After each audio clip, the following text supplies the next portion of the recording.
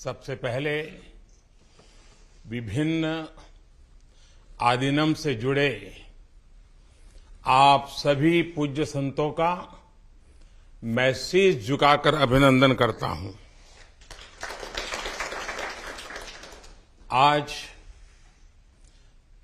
मेरे निवास स्थान पर आपके चरण पड़े हैं। ये मेरे लिए बहुत सौभाग्य की बात है।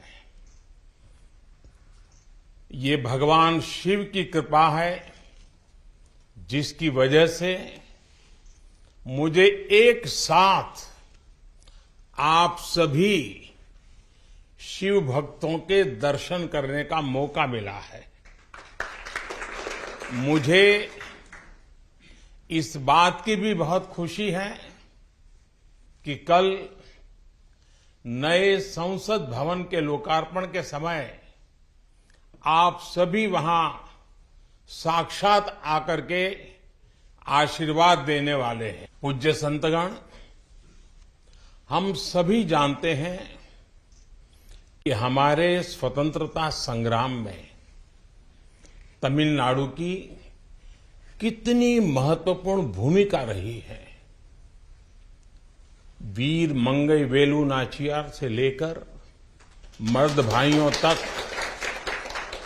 सुब्रमण्यम भारती से लेकर नेताजी सुभाष चंद्र बोस के साथ जुड़ने वाले अनेकों तमिल लोगों तक हर युग में तमिलनाडु भारतीय राष्ट्रवाद का गढ़ रहा है। तमिल लोगों के दिल में हमेशा से मां भारती की सेवा की, भारत के कल्याण की भावना रही है। बावजूद इसके ये बहुत दुर्भाग्यपूर्ण है कि भारत की आजादी में तमिल लोगों के योगदान को वो महत्व नहीं दिया गया जो दिया जाना चाहिए था। अब बीजेपी ने इस विषय को प्रमुखता से उठाना शुरू किया है। अब देश के लोगों को भी पता चल रहा है कि महान तमिल परंपरा और राष्ट्रभक्ति के प्रतीक तमिलनाडु के साथ क्या व्यवहार हुआ था।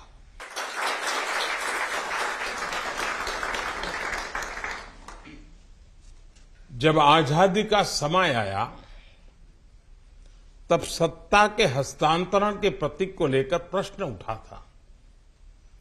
इसके लिए हमारे देश में अलग अलग परंपराएं रही हैं, अलग अलग रीति रिवाज भी रहे हैं, लेकिन उस समय राजाजी और आदिनम के मार्गदर्शन में हमें अपनी प्राचीन तमिल संस्कृति से एक पुण्य मार्ग मिला था।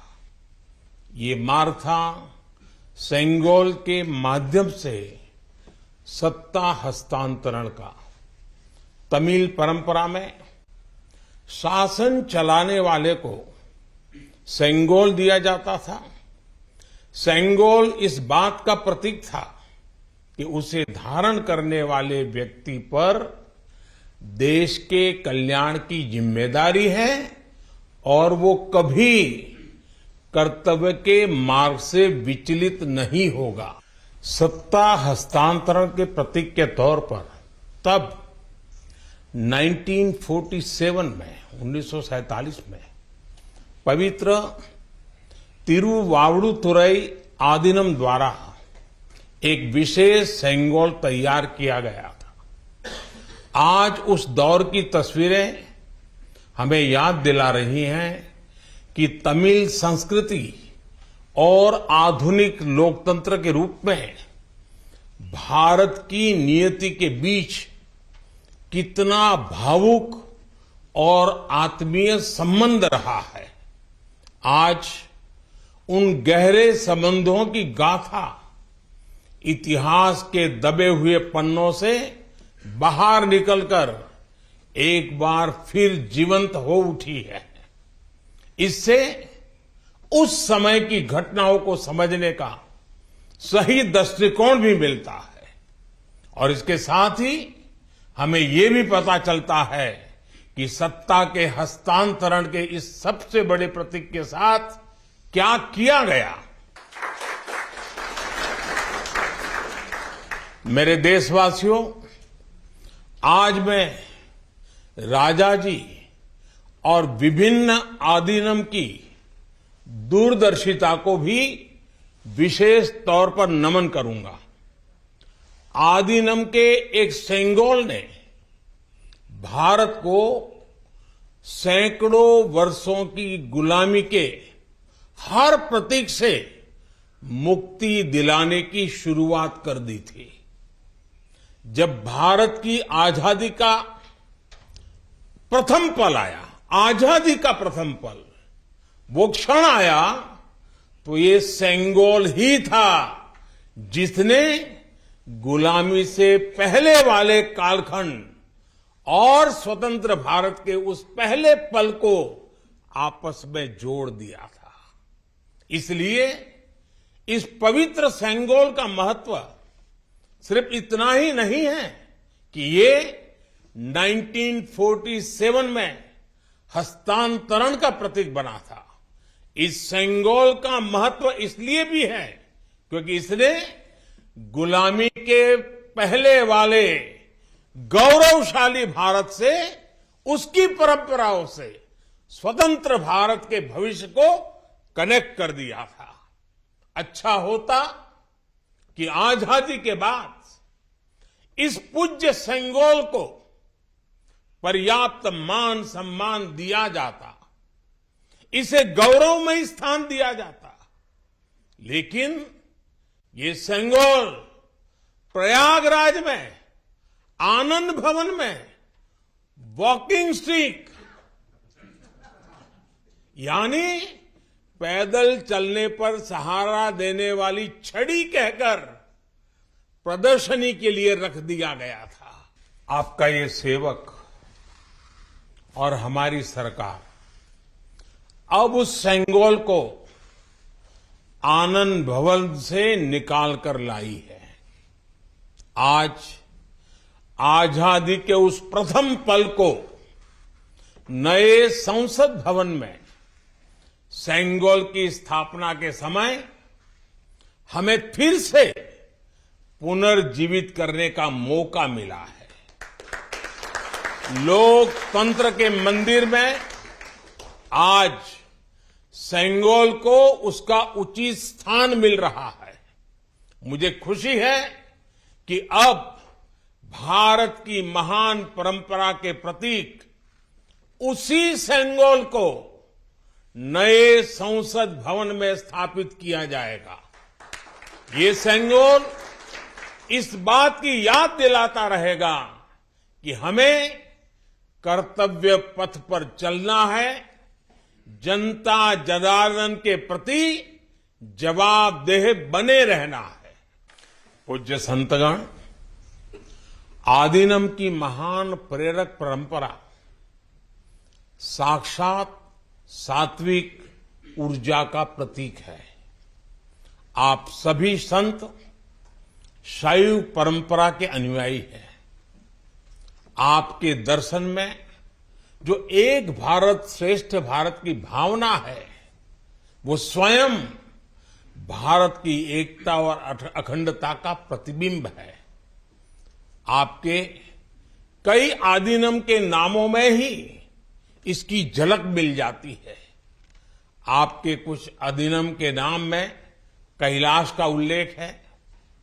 ये पवित्र पर्वत तमिलनाडु से बहुत दूर हिमालय में है, फिर भी ये आपके हृदय के करीब है। शैव सिद्धांत के प्रसिद्ध संतों में से एक तिरुमूलर के बारे में कहा जाता है कि वो कैलाश पर्वत से शिव भक्ति का प्रसार करने के लिए तमिलनाडु आए थे।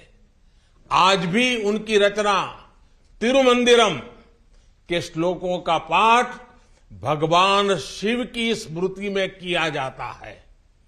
अपर समंदर सुंदरर और माणिका वासगर जैसे कई महान संतों ने उज्जैन, केदारनाथ और गौरीकुंड का उल्लेख किया है।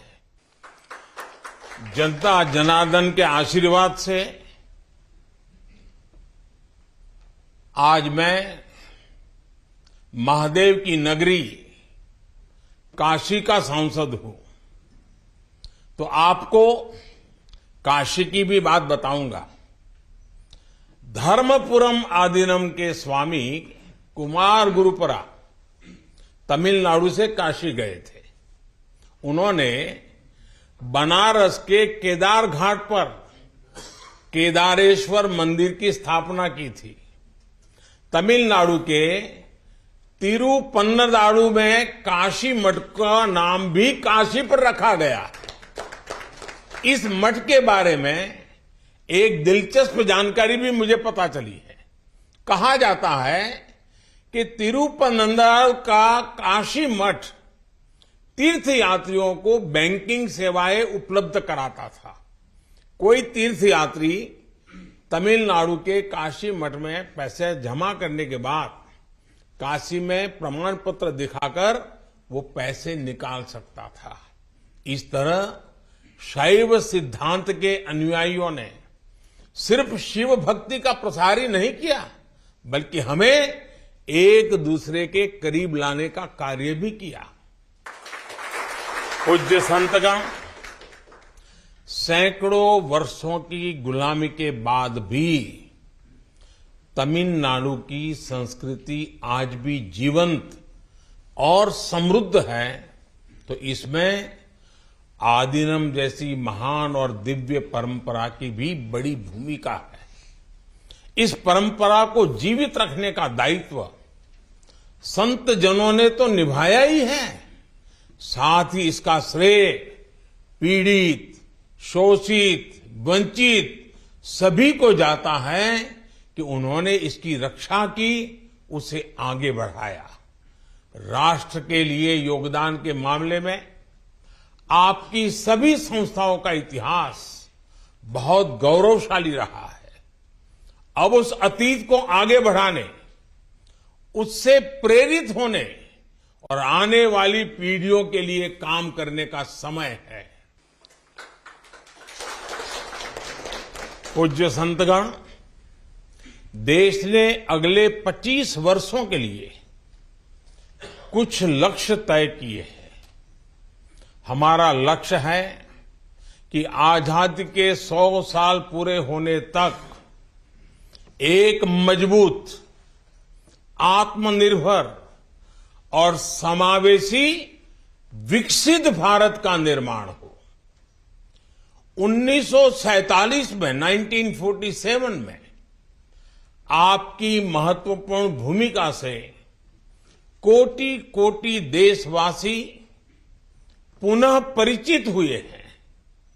आज जब देश 2047 के बड़े लक्ष्यों को लेकर आगे बढ़ रहा है, तब आपकी भूमिका और महत्वपूर्ण हो गई है। आपकी संस्थाओं ने हमेशा सेवा के मूल्यों को साकार किया है। आपने लोगों को एक दूसरे से जोड़ने का, उनमें समानता का भाव पैदा करने का बड़ा उदाहरण पेश किया है। भारत जितना एकजुट होगा उतना ही मजबूत होगा। इसलिए हमारी प्रगति के रास्ते में रुकावटें पैदा करने वाले तरह तरह की चुनौतियां खड़ी करेंगे। जिन्हें भारत की उन्नति खटकती है, वो सबसे पहले हमारी एकता को ही तोड़ने की कोशिश करेंगे। लेकिन मुझे विश्वास है कि देश को आपकी संस्थाओं से आध्यात्मिकता और सामाजिकता की जो शक्ति मिल रही है, उससे हम हर चुनौती का सामना कर लेंगे। मैं फिर एक बार आप मेरे यहां पधारे, आप सबने आशीर्वाद दिए, ये मेरा सौभाग्य है। मैं फिर एक बार आप सबका हृदय से आभार व्यक्त करता हूं, आप सबको प्रणाम करता हूं। नए संसद भवन के लोकार्पण के अवसर पर आप सब यहां आए और हमें आशीर्वाद दिया, इससे बड़ा सौभाग्य कोई हो नहीं सकता है।